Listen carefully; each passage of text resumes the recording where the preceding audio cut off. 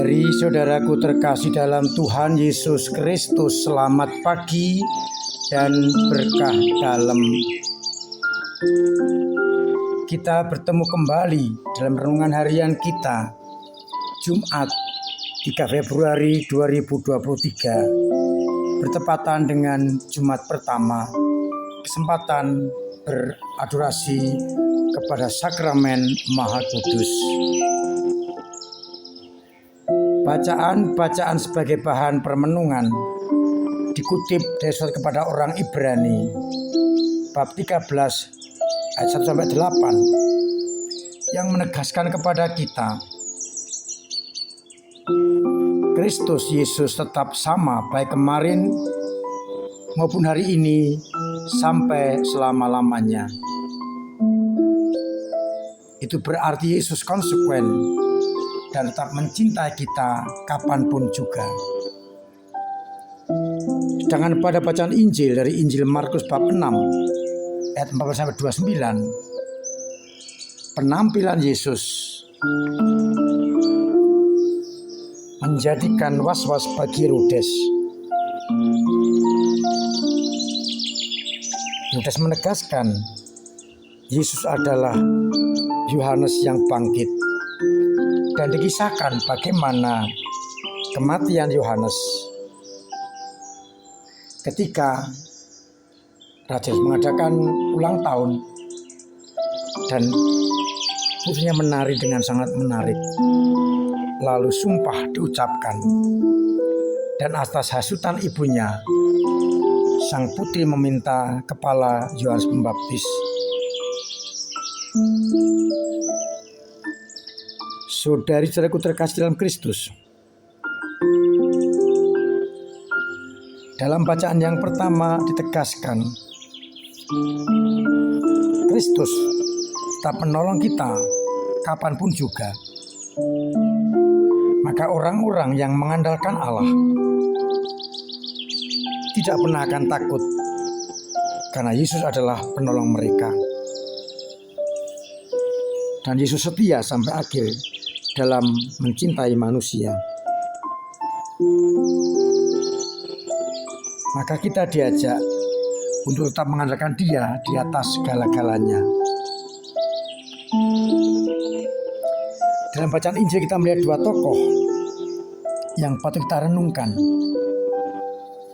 Tokoh Yohanes Pembaptis yang konsekuen dengan tugas perutusannya dan konsekuen menegakkan kebenaran, sekalipun hambatan, tantangan, penjara, bahkan kematian menghadang di hadapannya. Ketika Herodes salah mengambil Herodias, istri saudaranya, Yohanes dengan tegas menegurnya, meskipun ia tahu konsekuensinya adalah dikucilkan, dipenjara, bahkan bisa kematian. Tapi Yohanes memilih untuk menegakkan kebenaran daripada kepentingan pribadi. Dalam situasi apapun, Yohanes tetap berpegang teguh pada Yesus Kristus, menegakkan kebenaran meskipun nyawanya terancam, ia tidak mundur.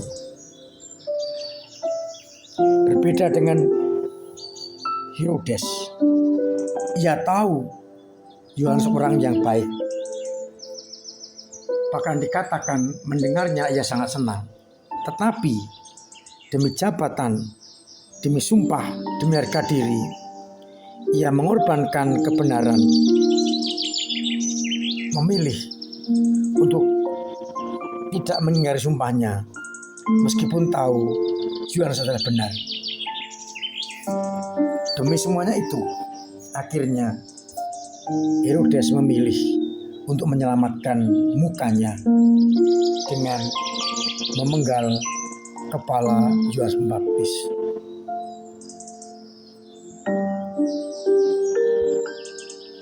Banyak orang sekarang ini bersikap seperti Herodes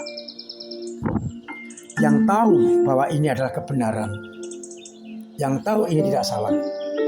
Tetapi praktiknya tidak mudah karena ia lebih mencari keselamatan pribadi, mencari muka, harga diri dan sumpah-sumpahnya, mengorbankan kebenaran, mengorbankan apa yang seharusnya diperjuangkan. Berbeda dengan Yohanes Pembaptis yang dengan tegas memperjuangkan kebenaran sekalipun harus menanggung kematian. Kita melihat contoh-contoh orang-orang kudus, para martir yang rela mati demi iman, tidak menyayangkan hidupnya, jiwanya, karena menegakkan kebenaran.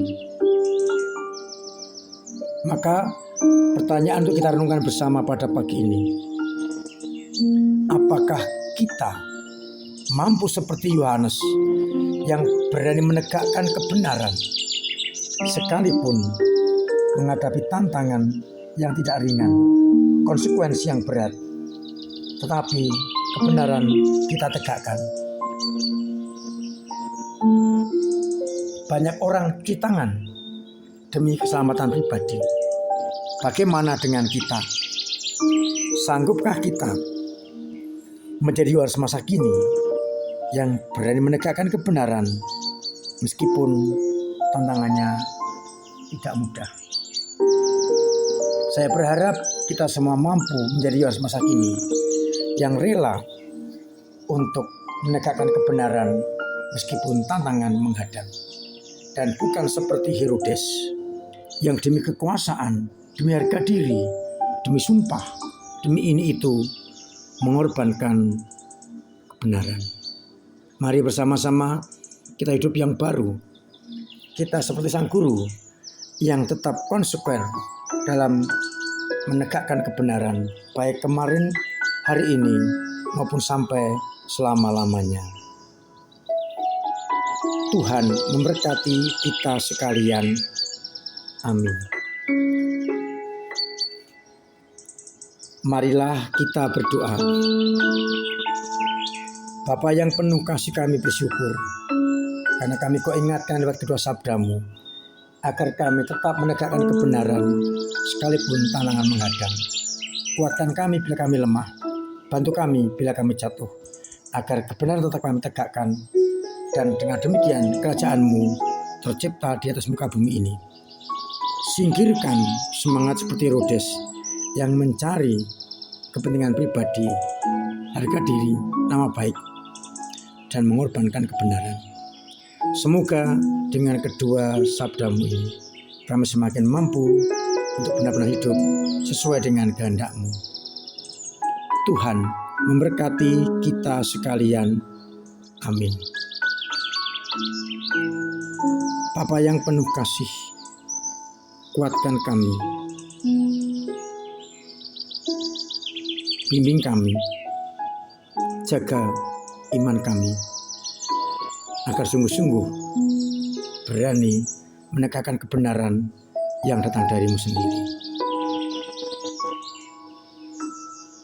Biarkanlah akhirnya iman kami diperteguh dan kami semakin kokoh.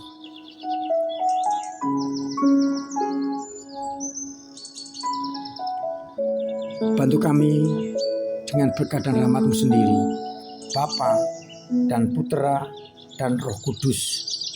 Amin.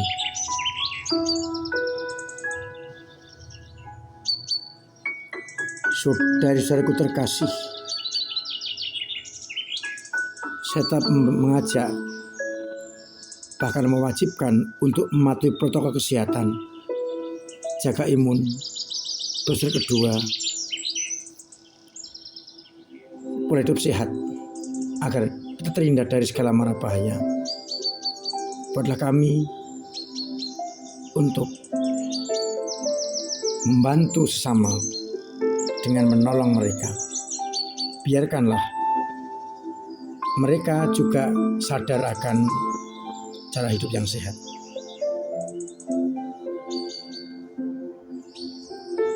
Saya bersyukur panjenengan semua semakin mampu terlibat dalam gereja dengan segala caranya.